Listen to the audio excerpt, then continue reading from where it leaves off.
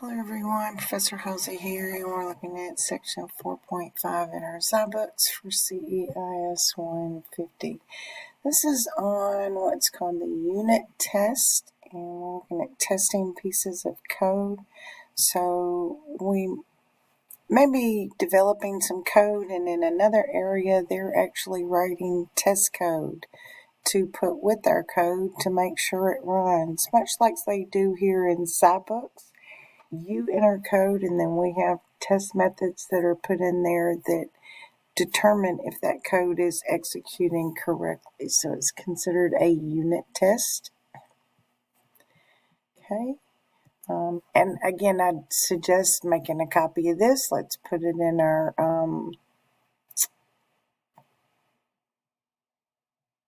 toolkit, and use it for future reference because it is a great example of a unit test. Or using a unit test. We don't have to know what's in it unless we're writing it. And in this case, it was writing unit test. I'm still not sure if I got that right. All I did was fill in and call evens based on the test numbers, test nums. I have no idea if it came out right or not. There's no answer on that one.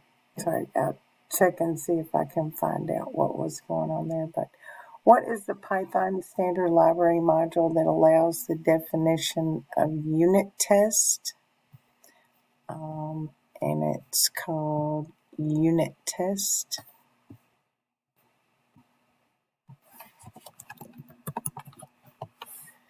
Alright, write an assertion that checks if C.valid is true.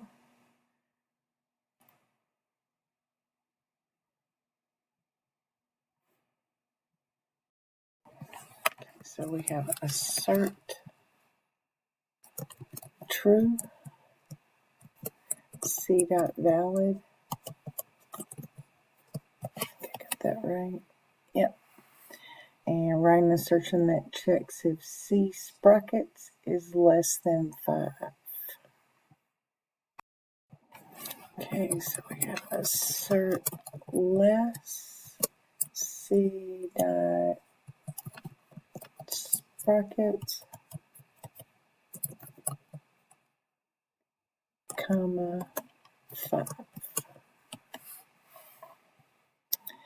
Okay, and that's it for 4.5.